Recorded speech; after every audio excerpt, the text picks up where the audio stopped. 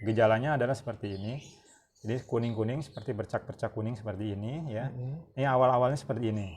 Dan di bagian bawah ini masih belum banyak nih, belum banyak apa namanya jamur apa miselianya. Miselia itu benang-benang putih jamurnya. Nanti akan seperti ini.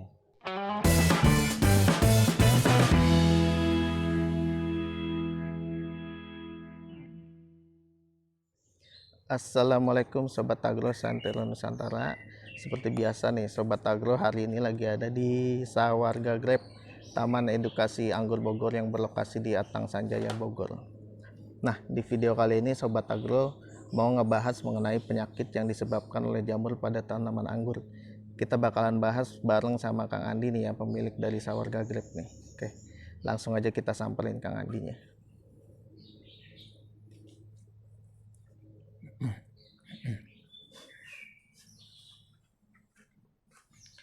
Assalamualaikum Kang Andi, apa kabar? Sehat, alhamdulillah. Alhamdulillah. Kang Andi lagi nyantai nih ya di Nyantai Sawar Gagrep nih ya. Nah Kang Andi, kita mau ngebahas nih mengenai penyakit pada tanaman anggur yang disebabkan oleh serangan jamur nih. Nah Kang Andi, mungkin bisa dijelaskan nih jenis-jenis serangan jamur pada tanaman anggur itu apa aja sih? Kemudian pencegahannya gimana? Kemudian penanganannya gimana? Lalu dampaknya terhadap penyakit anggur itu seperti apa? Mangga Kang Andi. Oke, jadi jamur ini kan menjadi penyakit penting pada tanaman anggur ya, karena memang anggur ini sangat rentan terhadap serangan jamur. Jadi biasanya karena curah hujan yang tinggi, kemudian kelembaban tinggi, kemudian dengan suhu siang yang panas gitu ya, menyebabkan potensi serangan jamur ini semakin meningkat. Sebenarnya ada banyak sih sebetulnya, kan ada beberapa yang paling utama ya dalam menyerang di tanaman anggur ya. Yang pertama itu adalah powdery mildew. Jadi powdery mildew seperti ini, atau embun tepung ya. Nanti saya ini secara umum dulu ya, nanti saya jelaskan satu persatu Kang. Ini adalah powdery mildew, kemudian yang ini adalah downy mildew ya. Seperti ini. Kemudian ini adalah karat daun. Jadi sebenarnya ada satu lagi anthracnose, tapi anthracnose ini juga nggak terlalu sering sih, nggak menyerang. Biasanya pada kasus-kasus tertentu saja dia menyerang anthracnose itu. Oke, kita mulai dari mana dulu nih? Dari mungkin downy mildew ya. Dari downy mildew ini yang biasa banyak menyerang tanaman anggur, terutama untuk tanaman anggur yang tidak dinaungi dengan UV. Ini biasanya seringkali menyerang ketika curah hujan sangat tinggi. Ya, jadi gejalanya adalah seperti ini. Jadi kuning-kuning seperti bercak-bercak kuning seperti ini ya. Ini awal-awalnya seperti ini. Dan di bagian bawah ini masih belum banyak nih, belum banyak apa namanya jamur apa miselianya. Miselia itu benang-benang putih jamurnya. Nanti akan seperti ini. Ya, jadi pertama adalah seperti ini. Ini adalah gejala serangan awal dari downy mildew. Ya, kemudian kalau misalnya sudah mulai banyak nih, sudah mulai terlihat ada benang-benang putih. Nah, seperti ini. Nah, seperti ini. Jadi kelihatan sekali jamurnya tuh di bagian bawah dari daun. Jadi pada bagian yang ini, yang di atasnya itu ya, di atas daunnya ini kan terlihat kuning ya. Nah, di bagian bawahnya tuh terlihat jamurnya. Gitu. Nah, ini biasanya jamur ini menyerang ketika curah hujan tinggi. Dan biasanya air hujan itu salah satu juga meningkatkan atau memacu pertumbuhan dari jamur ini. Ya. Ini biasanya menyerang pada anggur yang tidak dinaungi oleh plastik UV. Atau mungkin bisa jadi penanganan penyakitnya atau penyemprotan fungisidanya kurang telaten. Seperti ini. Jadi artinya tanaman anggur yang diberi atap UV itu relatif aman ya dari downy mildew ya? Kalau untuk yang downy mildew itu memang relatif aman ya. Kalau jadi yang diberikan atap plastik itu relatif aman terhadap penyakit downy mildew. Ya, tapi nanti akan saya jelaskan mengenai powdery ya, yang embun tepungnya itu. Karena biasanya itu juga menyerang di tempat yang memang menggunakan UV seperti itu. Sebaliknya ya? Ya, sebaliknya seperti itu. Jadi ini seperti ini ya Kang ya. Kemudian juga hampir sama dengan, biasanya sih berbarengan antara downy mildew dengan ini karat daun. Ya, karat daun. Jadi kalau tadi downy mildew itu kan disebabkan karena jamur Phasmopara viticola. Nah, kalau ini karat daun ini disebabkan karena Physophila vitis. Jadi ini sebetulnya ini kelihatan yang warna orange begini ya. Ini adalah spora-sporanya, spora-spora dari jamurnya ini. Yang ini juga menjadi tempat penyebaran dari jamurnya itu sendiri. Dan ini adalah biasanya ada di bagian bawah. Kalau bagian atasnya sih ya seperti ini. Jadi sama. Jadi prinsip dari jamur itu adalah menyebabkan kalau misalnya dia menyerang di bawah, biasanya di bagian atasnya juga terlihat seperti bintik-bintik seperti itu. Nah ini seperti ini, jadi ini juga sama, di bawahnya kuning ya, orange lah, bisa dibilang orange. Kemudian di atasnya seperti gini, jadi kayak bintik-bintik kuning ya. Nah ini biasanya juga sama persis, penyebabnya adalah karena curah hujan yang tinggi, kemudian juga kelembaban yang tinggi. Ini hampir sama nih antara downy mildew dengan karat daun. Jadi downy mildew dan karat daun banyak menyerang tanaman anggur yang tanpa naungan ya, Kang? Tanpa naungan dan memang sering terpapar oleh air hujan. Seperti itu. Kemudian juga pengendalian fungisidanya kurang telaten lah seperti itu. Nah satu lagi, ini powdery mildew atau embun tepung. Ini bisa dilihat di sini. Di bagian atas itu ada semacam tepung ya atau warna putih gitu di bagian atasnya. Ya, ini disebabkan karena Erysipeia nicator. Jadi salah satu jamur yang menyerang tidak hanya tanaman anggur sebetulnya, tapi juga tanaman-tanaman yang lain. Nah, berbeda halnya dengan yang tadi downy mildew, kemudian dengan yang karat daun, ya yang terlihat posisi jamurnya di bawah, sementara yang ini adalah di atas. Seperti ini terlihat ada warna-warna putih, seperti ada tepung di bagian atasnya, makanya disebut sebagai embun tepung. Awalnya seperti ini putih gitu ya, tapi kalau di bagian bawahnya tidak, ini seperti bersih aja nih, seperti ini bersih aja, nggak ada gejala terlihat seperti ada gejala terserang penyakit. Makanya ketika misalnya di bawah seperti ini ya, seperti bersih gitu, padahal sebetulnya di atasnya itu terserang. Ya. Nah ini kalau sudah parah ini bisa seperti gini, jadi putihnya seperti ini ya, seperti berkerak gitu di bagian daunnya itu seperti ya di bagian atas daunnya itu seperti berkerak. Ya terus kayak gini nih, ini salah satunya juga. Kalau tidak kita kendalikan seperti ini ya. Nah ini biasanya menyerang pada daerah yang menggunakan plastik UV. Kemudian kelembaban, kemudian di bawahnya dasarnya menggunakan tanah atau misalnya sirkulasi udaranya yang tidak lancar ya. Nah ini disebabkan karena malam hari udaranya dingin karena akibat dari curah hujan yang tinggi menyebabkan kelembaban yang tinggi, kemudian siang harinya panas.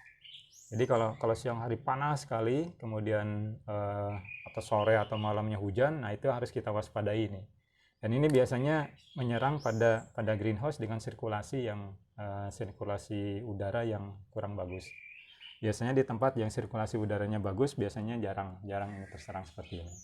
Nah, dengan menggunakan greenhouse sih jarang ada penyakit ini nih, downy mildew, kecuali kalau di bagian pinggir-pinggir saja yang terkena air hujan. Tapi kalau ini biasanya juga bisa berada di tengah greenhouse maupun di pinggir, kalau memang kontrol terhadap pengendalian fungisidanya kurang bagus.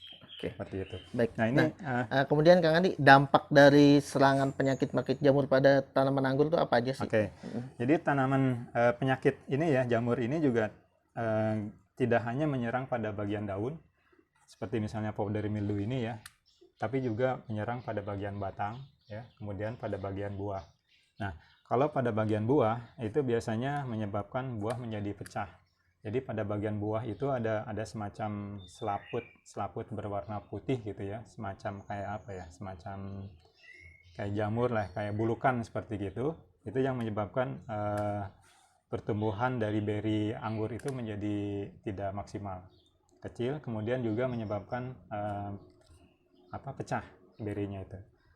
Kemudian kalau untuk yang tadi apa lagi ya, prinsipnya sama sih, semuanya juga bisa menyerang pada daun, kemudian pada batang, dan juga pada buah. Nah, satu lagi yang khusus untuk di batang itu yang paling utama adalah Anthracnosa. Anthracnosa biasanya banyak menyerang pada batang. Jadi di batangnya itu semacam belang, ada hitam-hitam seperti itu. Ini kebetulan contohnya ini di sini nggak ada.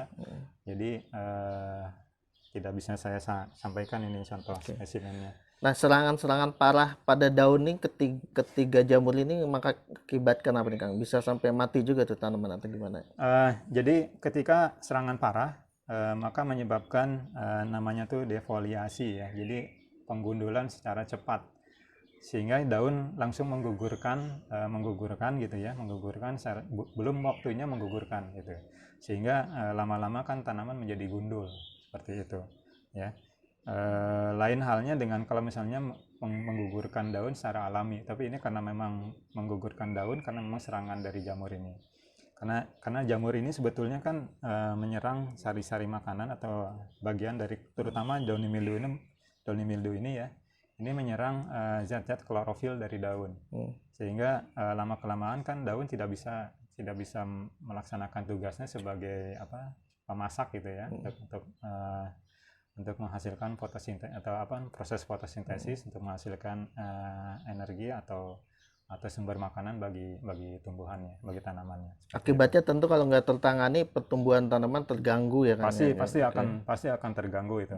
Sudah pasti akan terganggu. Kemudian juga yang terpenting tadi itu kita tidak bisa menghasilkan panen gitu kan. Karena kan buahnya pun kan bisa potensi terserang juga. Sehingga ya tidak maksimal gitu. Pertama berinya menjadi kecil, kemudian juga kadang-kadang busuk juga kan karena memang terselimuti oleh benang-benang jamurnya tadi atau miselia jamurnya tadi. Kemudian juga belah gitu seperti itu. Jadi memang tidak bisa kita ambil panennya. Selain juga tanaman kan merana lah. Kalau menyebabkan sampai kematian total sih itu sangat jarang ya karena memang juga kadang-kadang juga teman-teman semua juga kan mengendalikan dengan menggunakan fungisida kan gitu. Tapi memang ini menurunkan produktivitas dan kesehatan tanaman.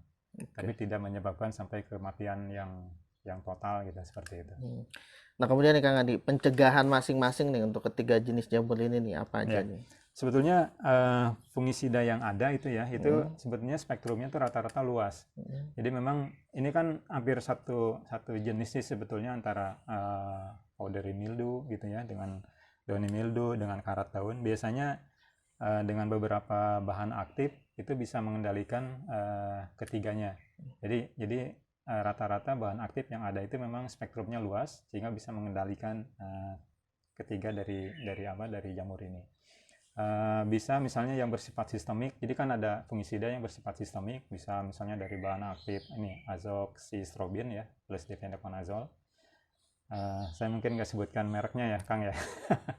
Jadi patokannya bahan aktif ya. Bahan aktif aja lah kita sebutkan bahan aktifnya. Itu juga bersifat sistemik gitu ya. Jadi dia bersifat protektif, kuratif dan preventif.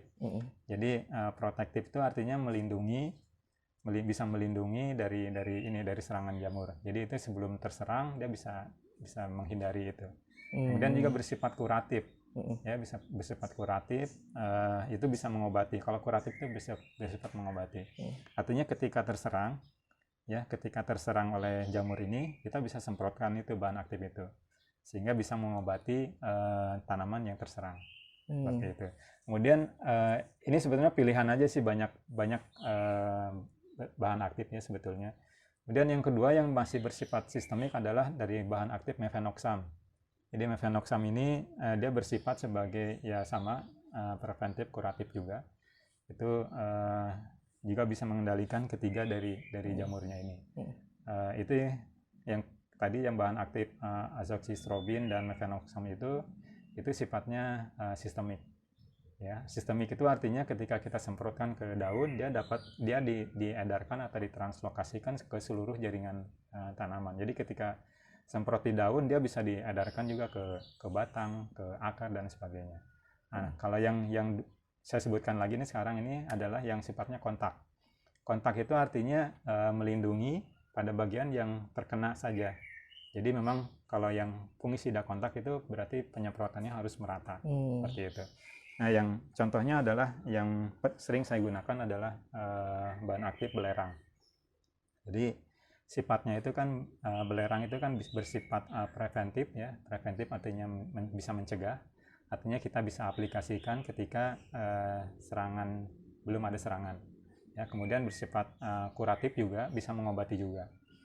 dan bisa bersifat eradikatif, artinya memang untuk mengeradikasi jamur-jamur yang ada di yang menyerang pada tanaman anggur itu bisa dilakukan ya, seperti itu. Kemudian yang keempat ya berarti ya, yang keempat adalah klorotalonil. Jadi klorotalonil itu salah satu juga yang baik juga untuk pengendalian ketiga jenis atau keempat jenis jamur ini. Jadi dia bersifat preventif dan kuratif dan bersifat dia kontak seperti itu. Nah sekarang tadi kan saya sebutkan kontak, kemudian sistemik seperti itu ya Kang Bagus ya. Jadi penggunaan fungisida yang baik itu adalah sebisa mungkin jangan terlalu sering kita menggunakan yang sistemik seperti itu.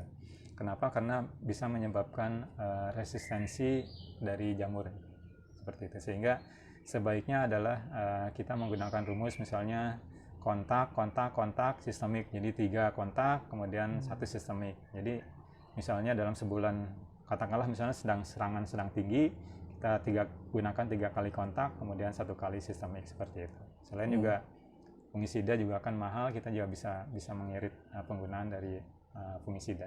Ya. Mungkin itu Kang. Oke. Kemudian kalau selain pencegahan dari sisi fungisida, tadi Kang Andi bilang kalau karat daun dan downy mildew itu biasanya yang menyerang tanpa atap ya. Ya, jadi memang idealnya harus mau nggak mau pakai atap gitu ya untuk meminimalisir salah satunya. Iya, sebenarnya gini cara untuk mengurangi serangan dari jamur itu pertama karena penyebabnya adalah kelembaban, sehingga sebisa mungkin faktor itu dikurangi. Contohnya adalah kerapatan dari daun itu pun juga bisa menyebabkan kelembaban yang tinggi, sehingga pemangkasan, kemudian daun-daun yang tua, kemudian daun-daun yang tidak yang overlapping seperti itu ya, overlapping seperti itu yang saling overlapping ya. Yeah.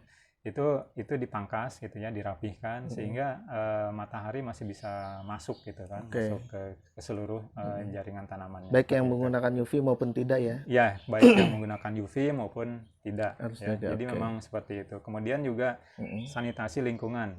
Sanitasi lingkungan seperti misalnya genangan air, kemudian misalnya di tanah kan kadang-kadang becek seperti itu juga bisa menyebabkan atau memicu kelembaban yang tinggi. Sehingga faktor-faktor itu juga bisa mengurangi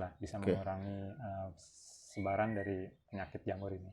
Selain tadi itu, ya beberapa penyakit kan bisa dikendalikan dengan menggunakan plastik UV.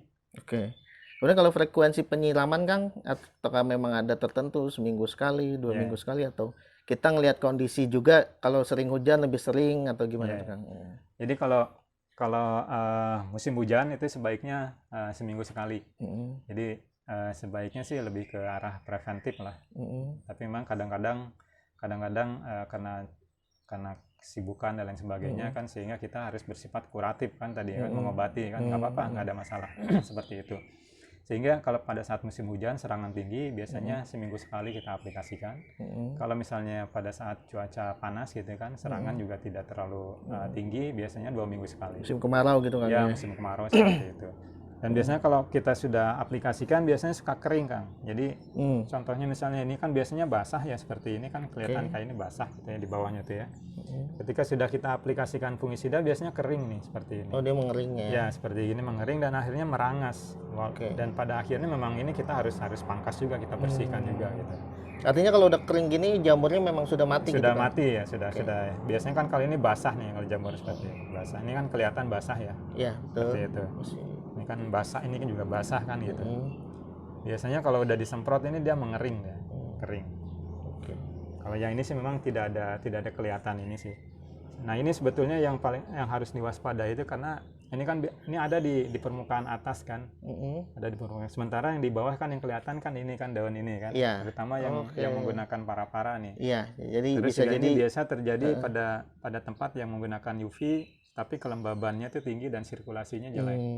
Sehingga memang ini bisa memicu. Jadi nggak kelihatan tahu-tahu bisa banyak. Nggak kedeteksi gitu Kang ya. Nggak bisa kedeteksi. Gitu. Kalau yang ini sih yang downy mildew kelihatan. Kalau ini kan powder ini dia di atas nih, sementara yang tampak dari bawah itu bagian bawah daun. Betul. Kemudian aplikasi penyemprotannya tetap. Ya, jadi gini, kalau untuk yang kontak dia memang harus di bagian atasnya seperti itu. Kalau yang sistemik ya bagian bawahnya pun nggak ada masalah seperti itu. Tapi pada prinsipnya adalah semakin banyak kontak dengan jamurnya langsung, itu akan lebih bagus. Oke. Seperti gitu. Sehingga kalau penyemprotan ya harus di bagian, jadi dimasukkan di bagian atasnya lah seperti Oh itu. Jadi iya, tidak hanya bagian alat bawah. semprotnya ya. Iya, alat semprotnya seperti itu. Terus sebenarnya kan kalau kita baru tahu nih pencegahannya apa dengan fungisida kemudian sudah terserang banyak, itu sebaiknya kita pangkas dulu apa memang kita semprot aja langsung Kang kalau sudah terjadi serangan banyak? Sebaiknya tuh kita semprot dulu. Kenapa? Karena ya sebenarnya alternatifnya gini, kenapa semprot dulu? Jadi ketika disemprot kan asumsi kita kan jamurnya sudah mati sehingga kita bisa pangkas. Artinya kita tidak perlu lagi ya buang sembarangan kan seperti itu. Nah, kalau misalnya kita ingin pangkas dulu, maka sisanya tuh disimpan di tempat yang rapi dan dibakar gitu. Jadi itu pilihannya itu seperti itu. Jadi agar tidak menyebar kemana-mana ya jamurnya. Seperti itu. Jadi pilihannya seperti itu. Bisa disemprot dulu, setelah itu misalnya asumsi kita jamurnya sudah terkendali, baru kemudian kita rapihkan gitu ya, kita pangkas.